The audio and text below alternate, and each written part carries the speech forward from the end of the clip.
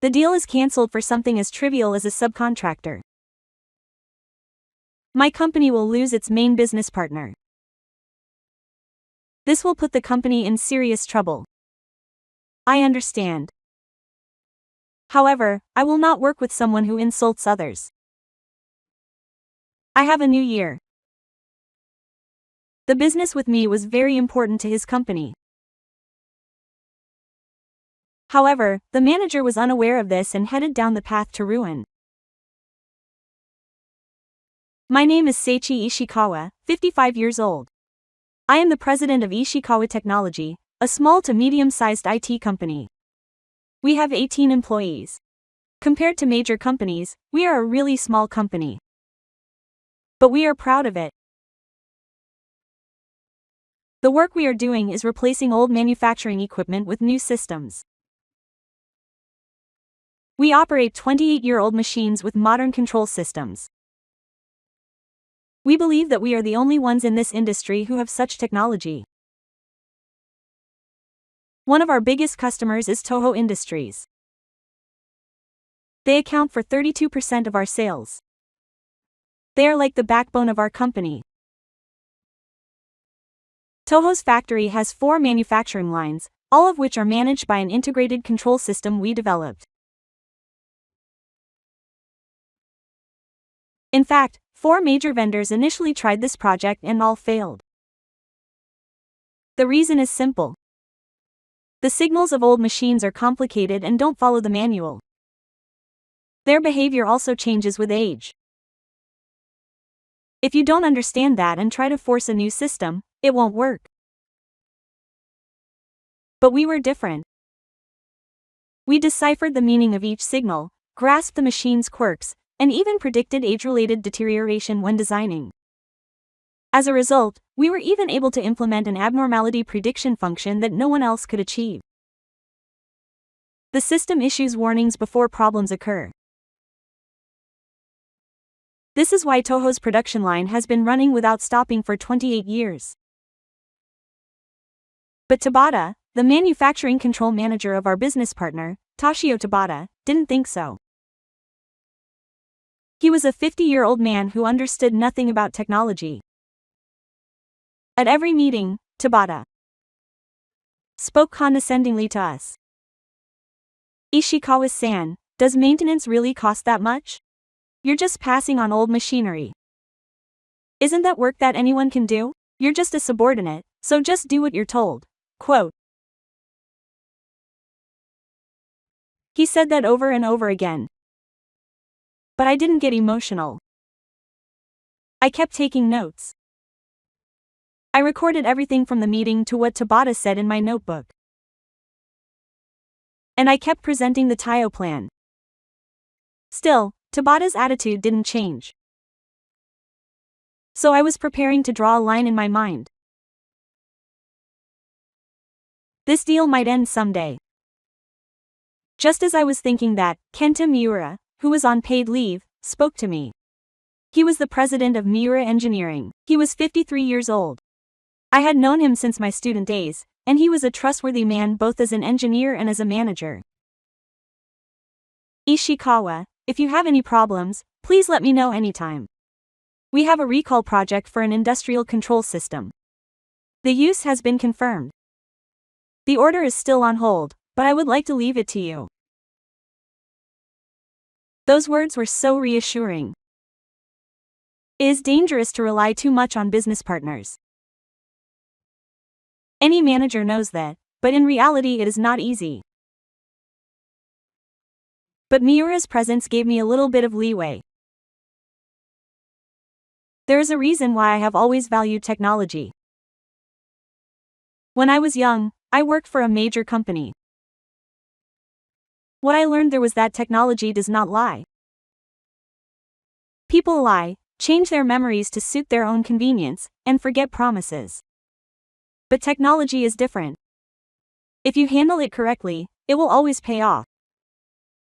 That is why I became independent and started this company. I wanted to be honest with technology.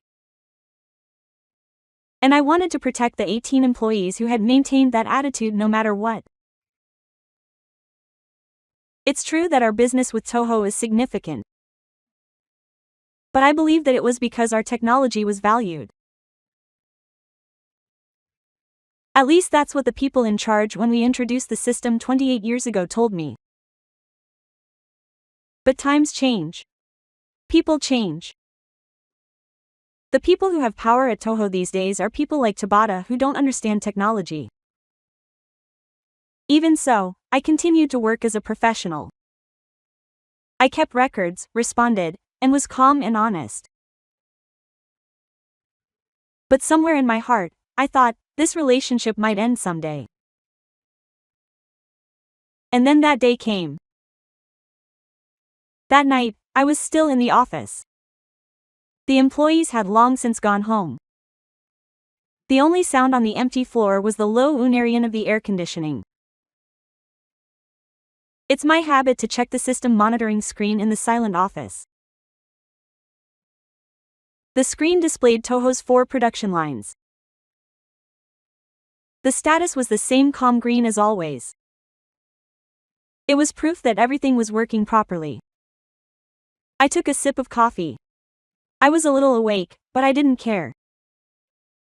It wasn't a contractual obligation to stay late and monitor things. It's just that after doing this job for so many years, you start to sense when something is wrong with the system. But at 10:35 p.m., that premonition became a reality. A single yellow warning appeared in the upper right corner of the screen. There was a warning error in the control signal for line 3. This wasn't a time to panic. The production line was a living thing. Minor fluctuations occurred on a daily basis. But I had a gut feeling. Something was wrong. The way the warning was being displayed was different from usual. It was as if it was a sign of something. And a minute later, my premonition was correct. The screen suddenly turned red. Warnings appeared one after another. 1, 5, 10, dozens. The types and locations of the errors were all different. The abnormality in the control signal had spread to all 4 lines. This was no coincidence. Something was fundamentally wrong. I immediately assessed the level of urgency as follows. I sat back in my chair and placed my hands on the keyboard. 1 signal breath. My body was ingrained with the experience of working with this system for 28 years. My fingers began to move without hesitation. First, I switched to restricted mode. Reduce the processing speed of each line to reduce the load. Next, check each signal that is generating an error and divert it to a safe route. Then switch the entire system to low-speed operation. Staring at the screen, I check each movement one by one. Line 1 stable. Line 2 stable. Line 3 still shaking a little. Line 4 stable. Restart the signal for line 3. Fine-tune the parameters and check again. 10 minutes later, all the lines have stabilized, albeit at a low speed. The red warning on the screen is slowly turning yellow. I continue without stopping for a while. I take a deep breath, sweat beading on my forehead. It was then that I realized I was nervous. But this is not the end. I have only applied a temporary measure. If I don't find the root cause, the same thing will happen again. No, the next time it might be even more serious. I open the workday and start recording what just happened. I also save screenshots of everything, including the time, the content of the warning, and the response procedure. This kind of recording is a basic skill for engineers that will definitely come in handy later. Then I go back through the system logs to identify the cause. I check each configuration file one by one. A few minutes later, the cause became apparent. The control parameters had been changed. And this was done without consulting with the site. Looking at the system history, only Tabata's name was recorded on the approver's line. This change had thrown the entire system out of balance. I stared at the screen and thought for a while. There were two solutions. A. Restore the settings. This was the most reliable and could be implemented immediately. B. Expand the tolerance range and strengthen monitoring based on the changed settings. However, this would require a competition. Whichever option I chose, I would have to talk to Tabata. I contacted the night desk in the car. I reported the situation and shared the records. I would also send the same information to the home department. According to the contract, serious incidents like this must be recorded and shared. If something happens later, this record will protect us. The system was temporarily stable due to the emergency measures. However, if we don't take fundamental measures, the same thing will happen again. I looked at the clock.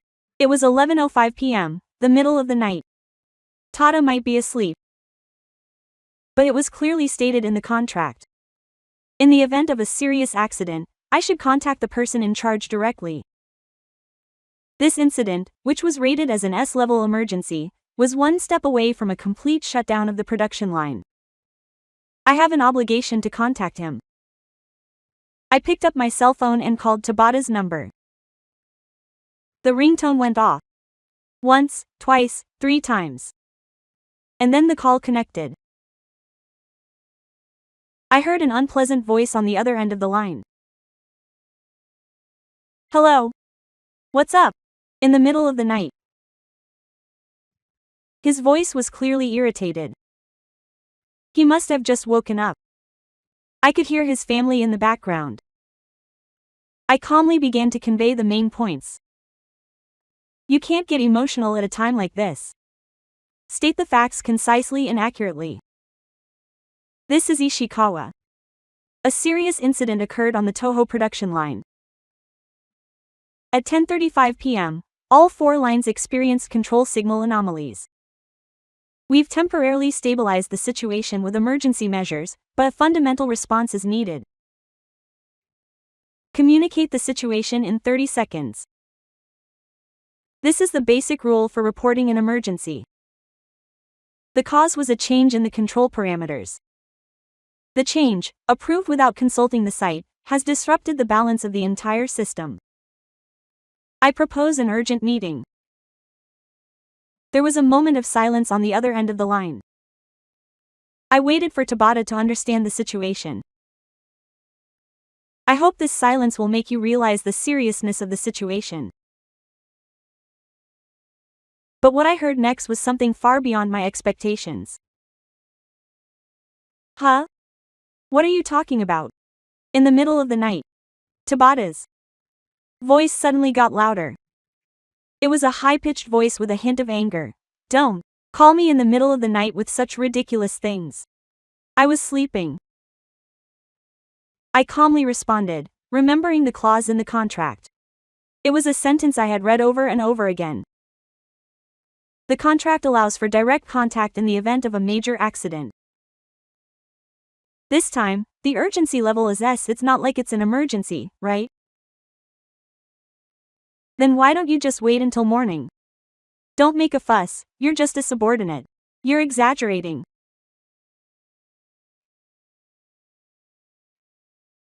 The moment I heard those words, something quietly rattled inside me. I've been doing business with them for 28 years. I've responded late at night many times, and I've changed my days off many times to protect them. And now I'm being told that, you're just a subordinate. I took a deep breath and stayed calm. If I got emotional here, I'd be playing into their hands. Mr. Tabata, the temporary measures have stabilized things for the time being, but if you don't take fundamental measures, it will recur. There are 2 solutions. Plan A is to restore the settings. Plan B is enough. Shut up. Tabata's angry voice echoed through the speaker. Terminate the contract. I'm terminating my contract with you. There are plenty of major vendors to look. 4. I don't need you. Don't call me anymore. That's all. Click. The phone was abruptly cut off. I put the phone to my ear and stared at the screen. The call lasted 2 minutes and 38 seconds. Everything was recorded. I'm really glad I turned on the automatic recording function. The silence returned to the office. Only the sound of the air conditioning continued unabated. The ticking of the sick clock sounded strangely loud. I put the phone down on the desk and sat back in my seat. And then I made a quiet decision. Accepting the contract termination. Tabata had said these words unilaterally, but I decided to accept them. There is no reason to continue working with someone who insults our technology as a subordinate. No matter how big our client is, there is one thing we cannot compromise on.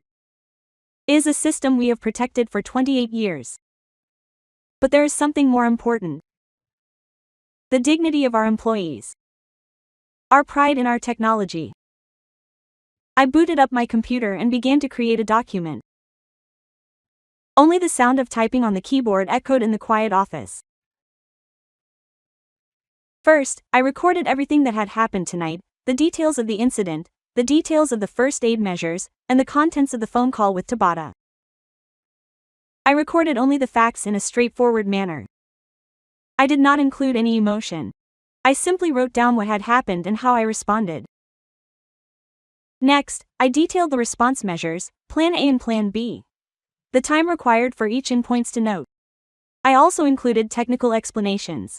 I added supplementary notes to technical terms so that even a layperson could understand.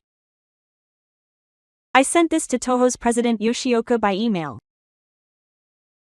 I then sent the same content to our home department.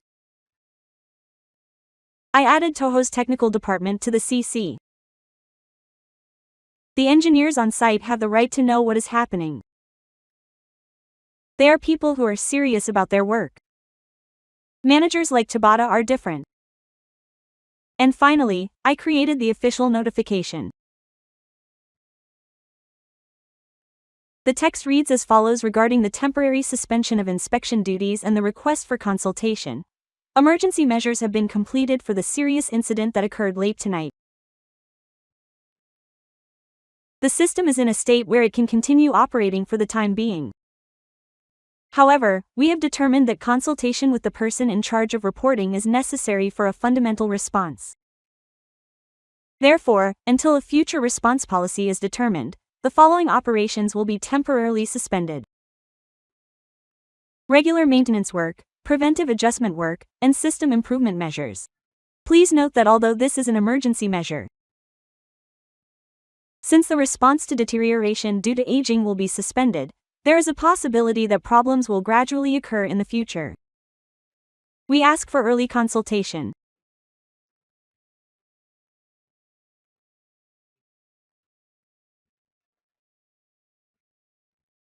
The text should be polite but clear, without any emotion, and should only convey the facts as a professional. This is what it means to have a professor who is an engineer until the end. The 6-tone phone call will also be stored as evidence, with the date and time in the file name and backups made in multiple locations. Everything will be recorded in the cloud, on the in-car server, and on an external hard drive in preparation for Manga 1. The clock, having finished all the work, showed 11:50 p.m. I pressed the send button for the email. The words "Sent complete" appeared on the screen. The cursor flashed briefly and the email was sent. There's no going back now. We've done everything we can. The temporary measures have stabilized the system. It will probably continue to operate for the time being. But that's only a matter of time. But now that we're out of the loop, all the preventive maintenance and minor issues we've been working on for the past 28 years will stop. The system will gradually and surely deteriorate.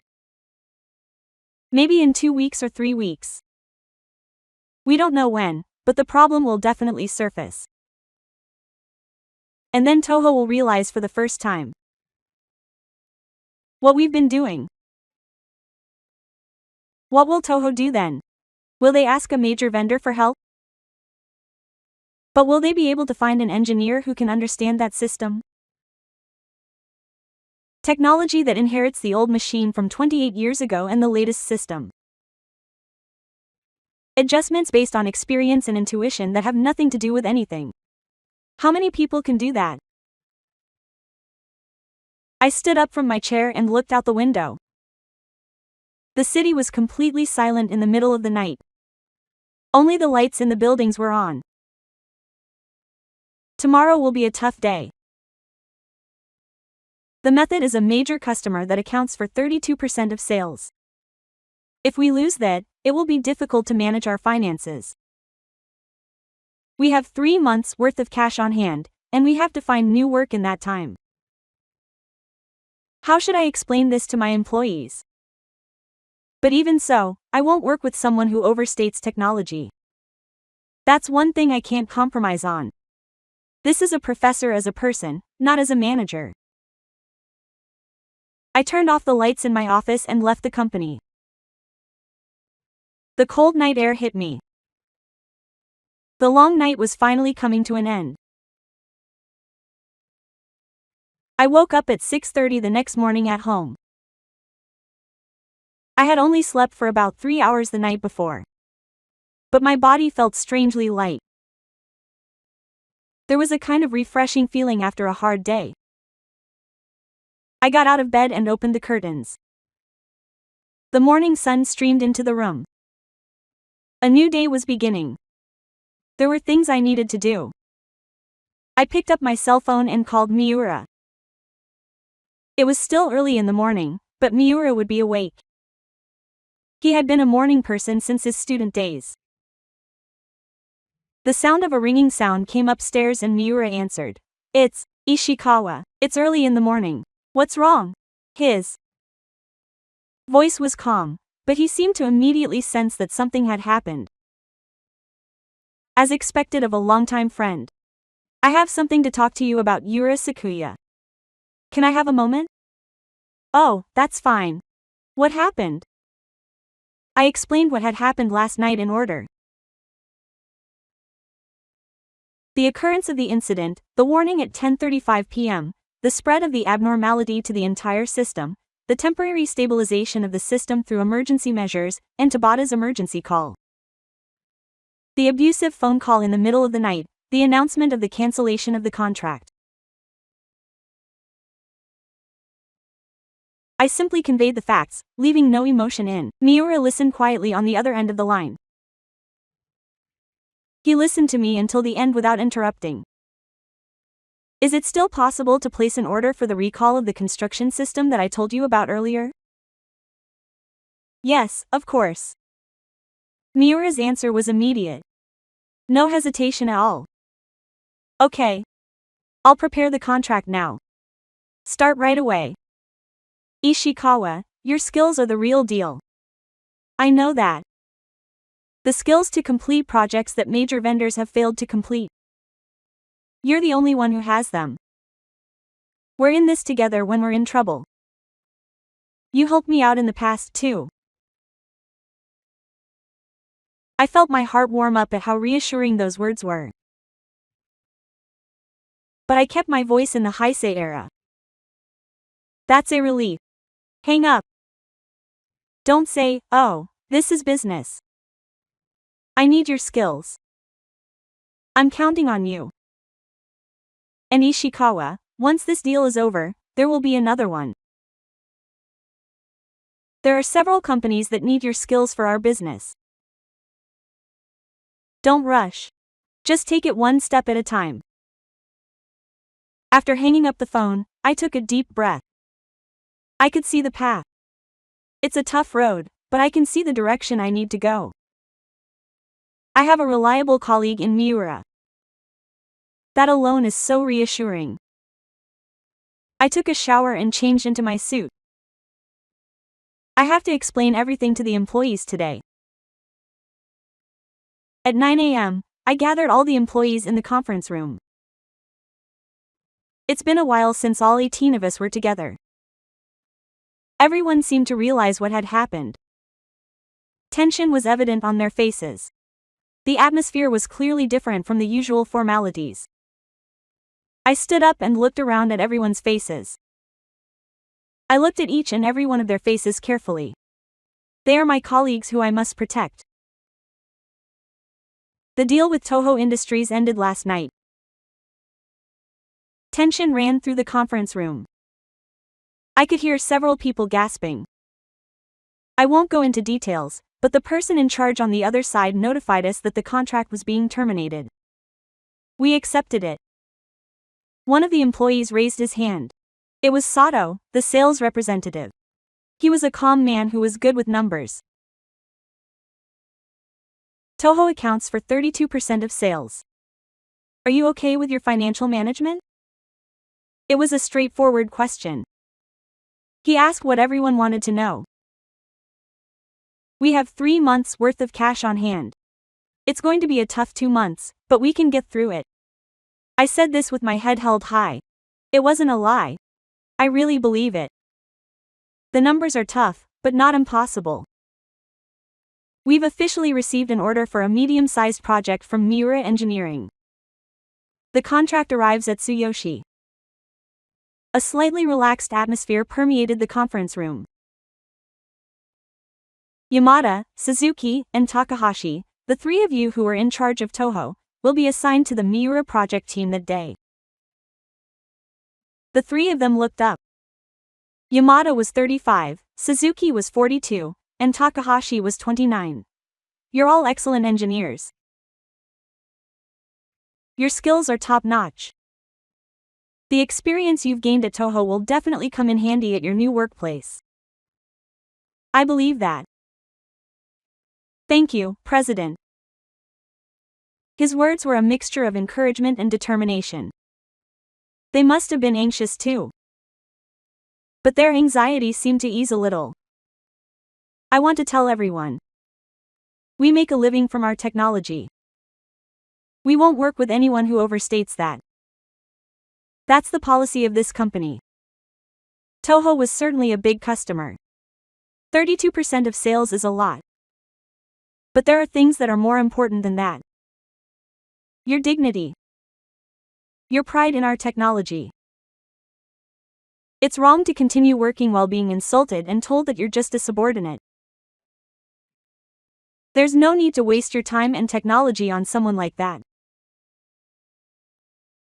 Tough days lie ahead. Your salaries may be delayed. Your bonuses may be cut. But we'll definitely get through it. We have the technology. As long as we have it, a path will open up. A quiet silence fell over the conference room. Then one person started clapping. It was Yamada. One after another, the other employees started clapping as well. Sato, Suzuki, Takahashi, young employees, and veteran employees all clapped, and the entire conference room erupted in applause. I bowed deeply. I vowed to myself that I would definitely protect these employees. At 10 a.m. I returned to the office and sent the official notification to Toho. In addition to the content I had prepared the previous day, I specified 3 possible meeting dates in the body of the letter regarding the temporary suspension of maintenance work and a request for consultation. I suggested Monday, Wednesday, and Friday of next week, with morning and afternoon slots for each. I also listed the required work hours for each countermeasure in detail. Countermeasure A. If the settings were to be restored, the work time would be 2 hours and there would be no downtime. If the acceptable range was to be expanded based on the assumption that the adopted measures would be changed, the work time would be 8 hours and 2 days would be required for system verification. I eliminated all ambiguity by clearly stating everything in numbers. I pressed the send button. The message, "Send completed," appeared on the screen. With this, the ball was thrown to Toho. It was up to them to decide what to do next. At 2 p.m., Miura came to the office. He was holding a brown envelope containing the contract. As promised, he had brought it to me. We sat down in the consultation room. Ishikawa, let me confirm again. Are you sure you can handle this project? We just had the Toho incident. Are you pushing yourself too hard? Miura's voice was laced with concern. No problem. The three people in charge of the eastern part of the company were on different assignments. Yamada, Suzuki, and Takahashi are all experienced engineers. We have confirmed the scale of the project and can handle it adequately with our system. I see. Miura nodded in satisfaction. To tell you the truth, Ishikawa, I wanted to ask you to handle this project from the beginning. I can't work with someone who talks down on technology. I feel the same way. Your company's technical capabilities are highly regarded in the industry. In particular, your technology for replacing old systems with new ones is unmatched. Keeping a 28-year-old machine running. You are the only one who can do that. That's why this project is perfect for you. Our client is also using old factory equipment. That's exactly your area of expertise. Miura, you saved me. I'm truly grateful. I said that from the bottom of my heart. I'm the one who should be talking about spirits. I was worried about this project with another vendor. Besides, Ishikawa, once this project is over, there will be another one. There are several companies that need your technology for our business. Let's do a good job together. Oh, I'll definitely do a good job. We shook hands. It was a powerful, bad move. Miura's hand was warm. After Miura left, I looked out the window. The sky was clear and blue. It was a bright daytime scene, in stark contrast to the darkness of last night. People were walking in the snow and cars were driving around the town, and the world was moving as usual. The tough road ahead was yet to come. The hole left by losing Toho was huge. Managing finances would continue to be a tightrope walk. It would also cause hardship to the employees. But I could see the way. Miura's project, the work that followed, the trust of the employees, and pride in our technology. As long as we had that, we could move forward. We would not work with anyone who disparaged technology. That decision was not wrong. I was convinced of that. That afternoon, an emergency meeting was being held at the headquarters of Toho Industries. The president, Yao Yoshioka, Toshio Tabata, and the head of the technical department, Morita, were gathered in the conference room. Yoshioka was 64 years old.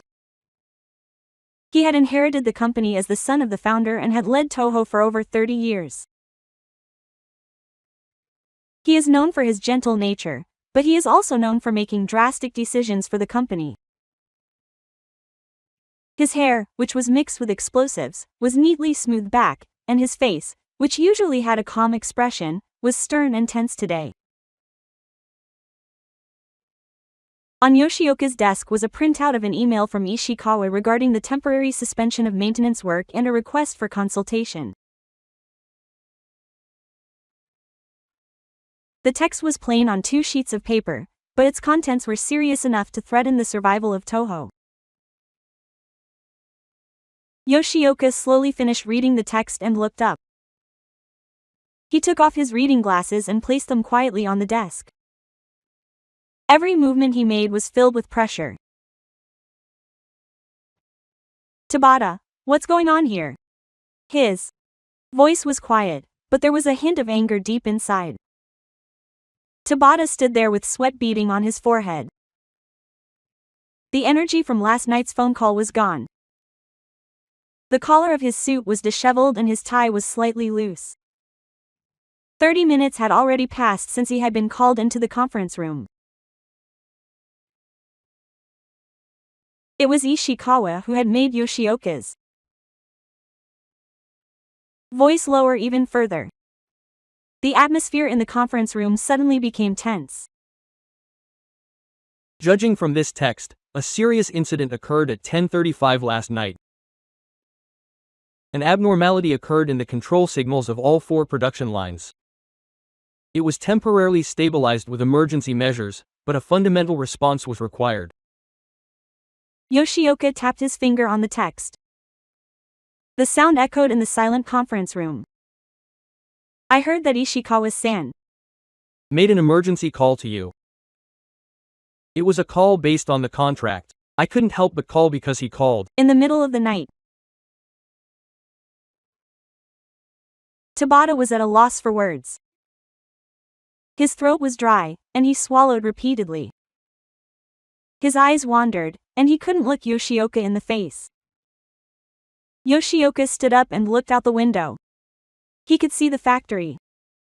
The 4 production lines were still in operation. White steam rose, the forklifts were alive, and the workers were busy working. It was the same scene as usual. However, Yoshioka was finally beginning to understand the extent of the crisis that was looming behind the scenes. Morita, give me a technical evaluation. Morita, the head of the technical department, opened the documents. He is a seasoned field engineer in his mid-50s. His eyes are sharp behind his thick glasses, and there are several sticky notes stuck to the documents in front of him. He must have been conducting research all night in the past few hours. Yes. I have urgently evaluated the integrated control system maintained by Ishikawa Technology. Morita began his report in a matter-of-fact manner. His tone was calm, befitting an emotional engineer. First, let me state the premise. All 4 of our manufacturing lines are 28 years old. The control system at that time was proprietary and had no modern standard.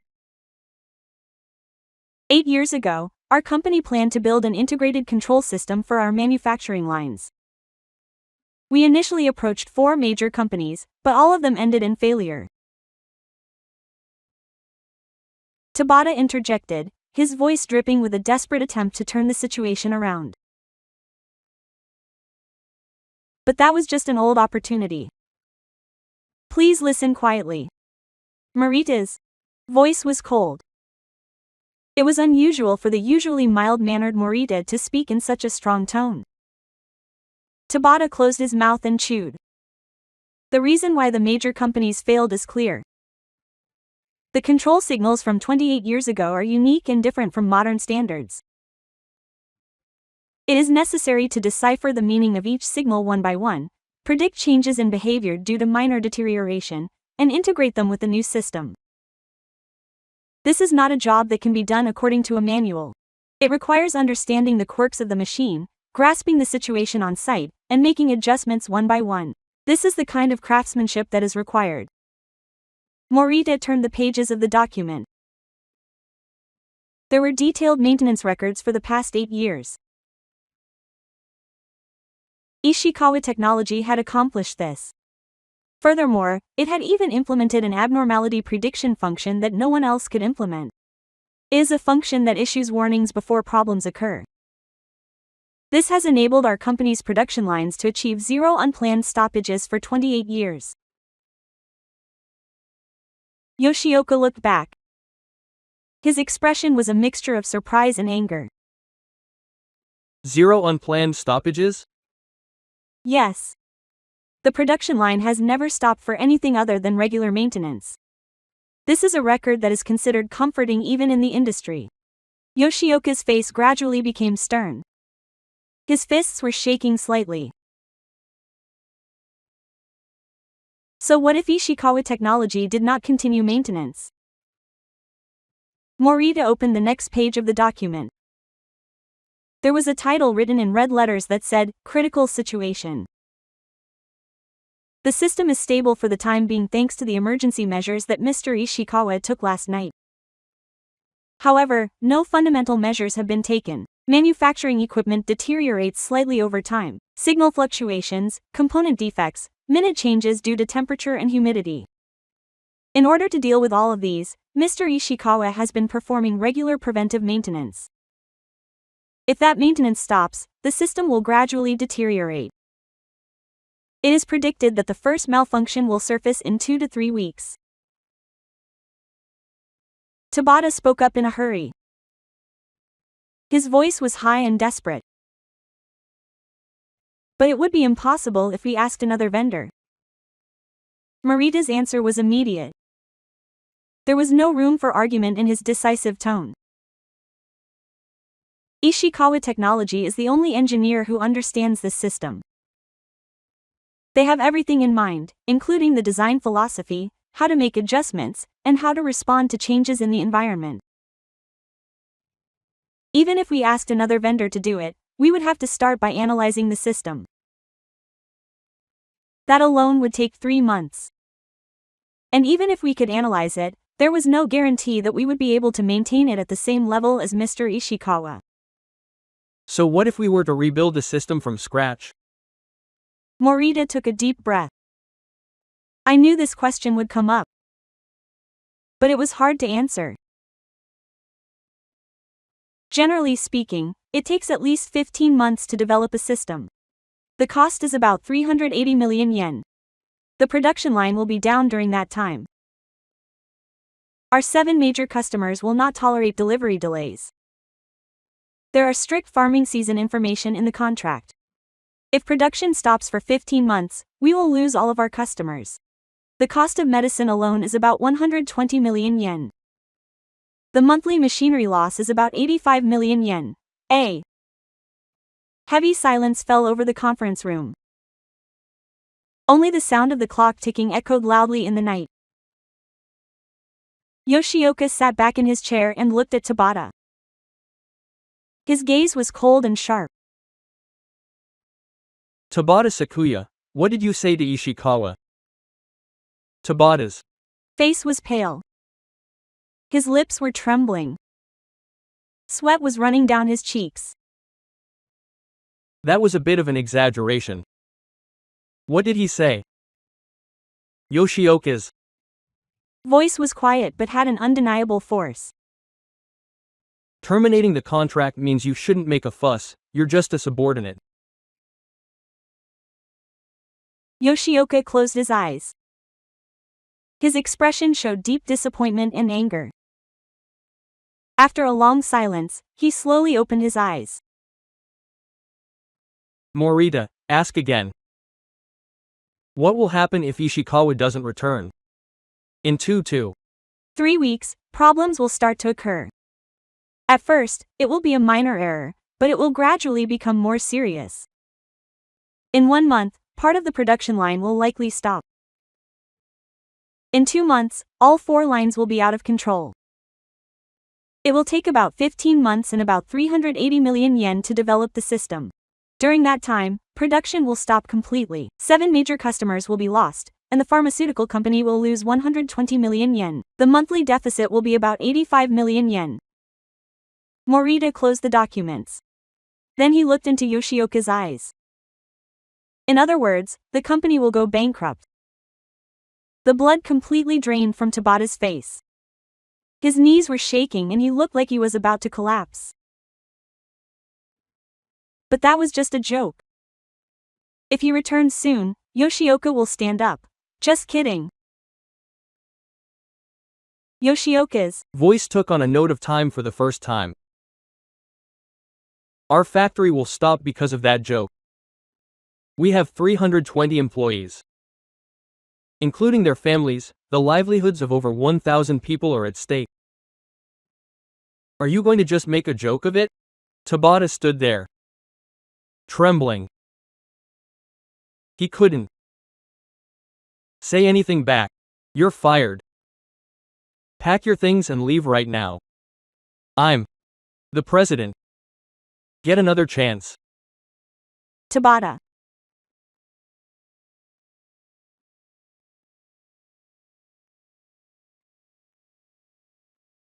left the conference room without saying anything.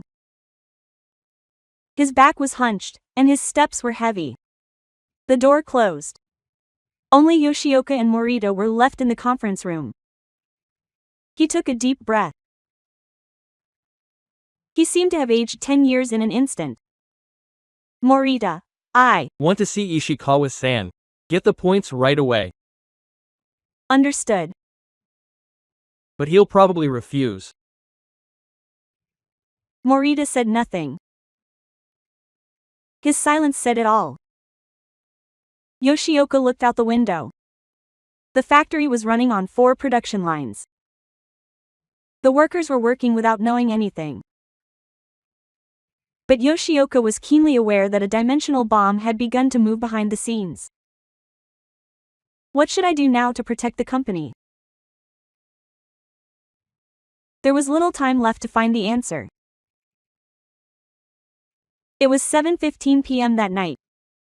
I was still in the office. All the employees had gone home, and I was the only one left on the silent floor.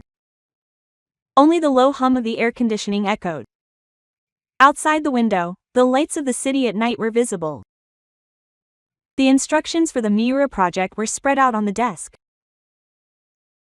The new work would begin in earnest tomorrow. I was in the process of updating the technical confirmation items and making final adjustments to the team's placement. There were several notes in red pen and several sticky notes on the political section. I took a sip of coffee. It was a little cold, but that's how it always is when I'm concentrating. I didn't care about the taste. Just then, the intercom at the entrance rang. Who could it be at this hour? It was too late for a delivery. Had Miura come to pick up something he had forgotten? Or had one of the employees forgotten something? I got up from my chair and headed for the entrance. The only sound I could hear was my own footsteps as I walked down the hallway. I checked the monitor. The man on the screen was Tabata. His suit was disheveled, his tie loose. His hair was untidy. There was no trace of the cheerful demeanor he had shown on the phone last night, just the image of an exhausted man. His shoulders were slumped, his eyes were hollow. He looked like a beast cornered by something. For a moment, I hesitated whether or not to answer the intercom. Should I meet him? There was nothing more to talk about. I had decided not to renew the contract. But I should listen to what he had to say. I needed to see what he had to say. Perhaps it was my responsibility to see what this man named Tabata would say in the end. I opened the door. Tabata was standing there. His face was pale, and his eyes were bloodshot. He looked like he had been cornered by something all day. It was the first time I had ever seen Tabata like this. The man who was usually so confident was now unrecognizable. Ishikawa-san, his voice was trembling. He was a completely different person from the one who had yelled at me last night. His voice was weak and weak. Could you give me a moment? I silently led the way to Usei. Tabata didn't say a word as we walked down the hallway. He just followed me. His footsteps were heavy and I could tell he was exhausted. Tabata sat down on the sofa in the large snow room. I sat opposite him. The two of us sat across the table from each other. Tabata swallowed repeatedly and seemed to be searching for words. His hands were clenched in his lap and trembling slightly. His gaze wandered unsteadily across the table. And then he finally spoke. Ishikawa-san, please help me. His voice was trembling. Please renew my contract. Please. I looked at Tabata quietly. I didn't show any emotion. I just waited for Tabata's next words without changing my expression, just to confirm the facts. Tabata-san, Sakuya, what did you say? That was too much. I'm sorry, Tabata. Bowed his head. But his apology lacked weight. He bowed his head because he was in trouble. That was all. It wasn't a heartfelt apology. It came through the bridge of words. He told me straight out that it was a presumptuous way to terminate the contract for someone as lowly as me. I'm really sorry. I had just woken up and wasn't thinking clearly at the time. But Ishikawa-san, you were the one who called in the middle of the night, weren't you? Tabata's voice gradually got louder. His true feelings were beginning to seep out from behind his words. This man hasn't changed after all. He's just bowing his head because he's in trouble, but deep down he doesn't understand anything. You're the one who lacks common sense. No one would normally call in the middle of the night, I answered quietly. My voice was flat and emotionless. It was based on the information that in the event of a major accident under the contract, I needed to contact the person in charge directly. Tabata couldn't hide his irritation as he went into detail. He had come to apologize, but his tone had already become aggressive. His face was red and his voice was getting louder. Besides, the maintenance fee is too high to begin with. It's too much to charge for something that's just connecting old machines. It's work that anyone can do. I didn't say anything. I just watched Tabata silently. This man still didn't understand. He didn't understand the significance of the 28 years of accumulating the value of technology. Tabata seemed to be irritated by my silence and continued speaking. In any case, if things continue like this, you won't be fired. The company will go bankrupt. Do you understand? Our company is a major company. Tabata's voice became louder again. It was no longer a rhetoric, but a tone that was almost threatening. Your company would be in trouble if we lost our business. 32% of our sales have disappeared. So please come back soon. I'll pay for the repairs. That's why Tabata was desperate. But even in that desperation, there was still no connection to the technology. I just want your help because I'm in trouble. If we, as a major company, lose our business, you'll be in trouble too. That kind of arrogance overflowed from his words. Nothing has changed. This man has learned nothing. I took a deep breath. There's nothing more to say. And then he began to speak quietly but clearly. Tabata-san, what did you just say? So please come back. That's what I said before. I looked Tabata in the eye. I wouldn't let him miss. We're a major company. I told you your company would be in trouble. That's because you didn't understand anything until the very end. My voice was quiet but clear. Just tell the facts without getting emotional. That's what a professor is as a speaker. No anger or insults. Just tell the truth. The company gives you the title. But you have to build trust yourself. You called us your underlings and looked down on our work as nothing more than a continuation of old opportunities. That's an exaggeration. Just listen quietly. My voice was low and quiet. But there was an undeniable power in it. Tabata closed his mouth. His face turned pale. That simple task was what supported your company. 4 major vendors failed. But I completed it. Do you know why? Tabata couldn't answer. He just stared at me. Because I had studied the technology, understood the meaning of each signal, and predicted its aging.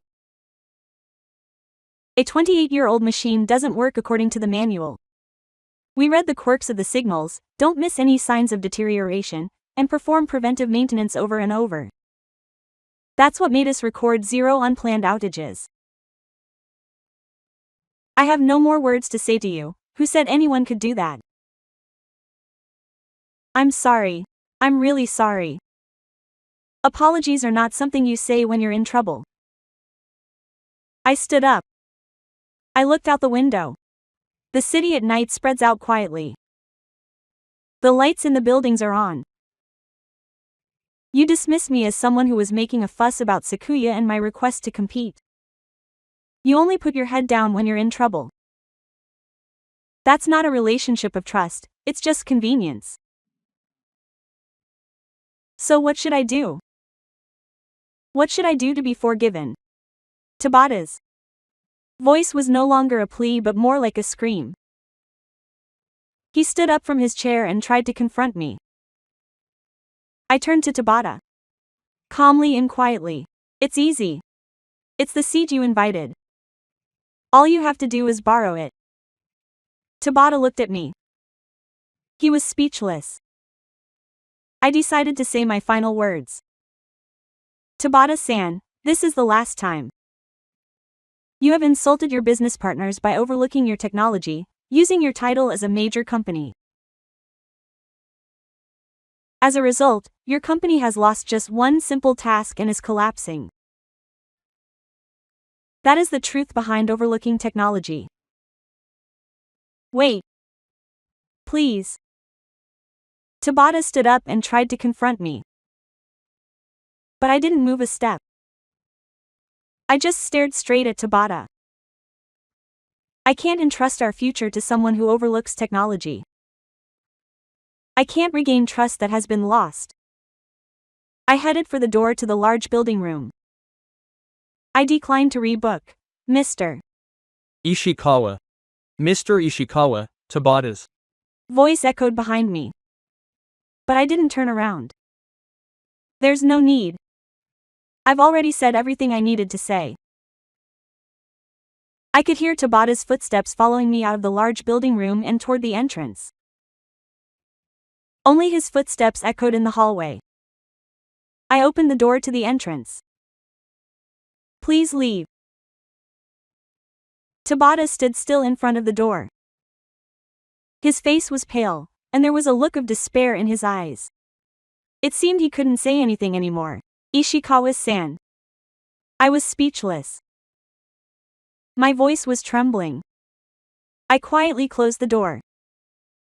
I could see Tabata through the glass.